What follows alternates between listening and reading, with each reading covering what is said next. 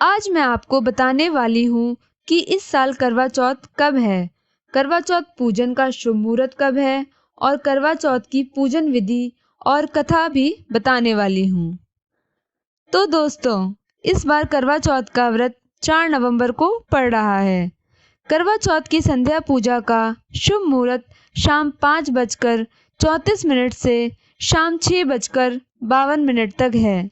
कहा जा रहा है कि इस दिन चंद्रोदय शाम 7:57 तक होगा। सुबह सूर्योदय से पहले उठ जाएं, सर्गी के रूप में मिला हुआ भोजन करें, पानी पिएं और भगवान की पूजा करके निर्जला व्रत का संकल्प लें।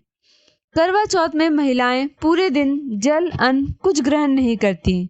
शाम के समय चांद को देखने के बाद दर्शन कर व्रत खोलती हैं। एक वेदी पर करवा माता का कैलेंडर रखें, उसके सामने करवा रखें। एक थाली में धूप, दीप, चंदन, रोली, सिंदूर रखें और घी के दीपक जलाएं। कार्तिक मास के कृष्ण पक्ष की चतुर्थी को करवा चौथ कहते हैं। इसमें गणेश जी का पूजन करके उन्हें पूजन तथा दान से प्रसन्न किया जाता है। करवा चौथ की कथा।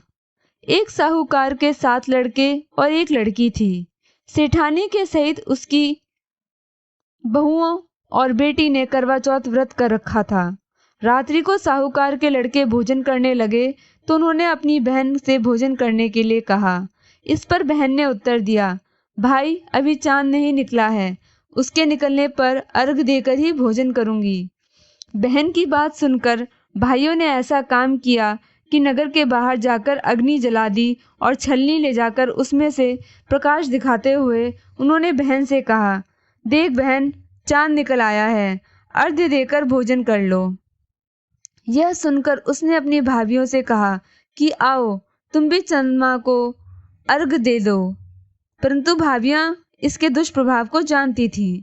उन्होंने कहा, बहन अभी चांद नहीं निकला है, तेरे भाई तेरे से धोखा करते हुए अग्नि का प्रकाश छलनी से दिखा रहे हैं।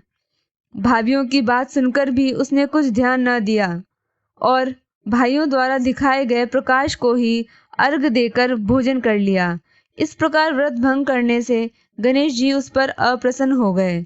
इसके बाद उसका पति बहुत बीमार हो गया और जो कुछ घर में था उसकी बीमारी में खर्च हो गया।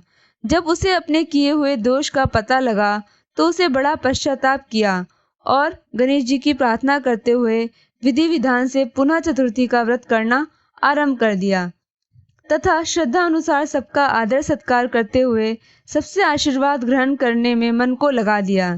इस प्रकार उसके श्रद्धा भक्ति सहित कर्म को देखकर भगवान गणेश उस पर प्रसन्न हो गए और उसके पति को जीवन दान देकर आरोग्य करने के पश्चात धन संपत्ति से युक्त कर दिया। इस प्रकार जो कोई छल कपट को त्याग कर श्रद्धा भक्ति से करवा चौथ का व्रत करेंगे वे सब प्रकार सुखी होते हुए कलेशों से मुक्त हो जाएंगे, ऐसा इसका महत्व कहा जाता है। गणेश जी विनायक जी की कहानी।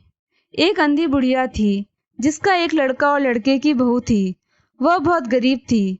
वह अंधी बुढ़िया नित्य प्रति गणेश जी की पूजा किया करती थी। गणेश जी साक्षात सन्मुख आकर कहते थे कि बुढ़िया माए, तू जो चाहे सो मांग ले। बुढ़िया कहती, मुझे मांगना नहीं आता, सो कैसे और क्या मांगूं। तब गणेश जी बोले कि अपने बहू और बेटी से पूछ कर मांग ले। तब बुढ़िया ने अपने पुत्र और बहू से पूछा तो बेटा बोला कि धन मांग ले और बहू ने कहा कि पोता मांग ले। तब बुढ़िया ने सोचा कि बेटा और बहू तो अपने अपने मतलब की बातें कर रहे हैं, अतः उस बुढ़िया ने पड़ोसियों से पूछा तो पड़ोसियों ने कहा कि बुढ़िया, तेरी थोड़ी सी जिंदगी है, क्यों मांगे धन और पोता, तू तो केवल अपने नेत्र मांग ले, जिससे तेरी शेष जिंदगी सुख से व्यतीत हो जाए। उस बुढ़िया ने बेटे और बहू तथा पड़ोसियों की बात सुनकर घर में जाकर सोचा, जिससे बेटा बहू और मेरा सबका ही भला हो, वह भी मांग लूं और अपने मतलब की चीज भी मांग लूं। जब दूसरे दिन गणेश जी आए और बोले, बोल बुढ़िया, क्या मांगती है। हमारा वचन है, जो तू मांगेगी सो ही पाएगी। गणेश जी के वचन सुनकर बुढ़िया बोली, हे गणराज, यदि आप मुझ पर प्रसन्न हैं तो मुझे 9 करोड़ की माया दें, निरोगी काया दें, अमर सुहाग दें आँखों में प्रकाश दें, नाती पोता दें और समस्त परिवार को सुख दें और अंत में मोक्ष दें। बुढ़िया की बात सुनकर गणेश जी बोले, बुढ़िया माँ, तूने तो मुझे ठग लिया। खैर, जो कुछ तूने मांग लिया वह सभी तुझे मिलेगा। यूं कहकर गणेश जी अंतर्ध्यान हो गए। हे गणेश जी, जैसे बुढ़िया माँ को मांगे अनुसार आपने सब कुछ दिया है, वैसे ही सबको देना और हमको भी देने की कृपा करना। दोस्तों, इस वीडियो को लाइक, सब्सक्राइब और शेयर ज़रूर करें। Thank you.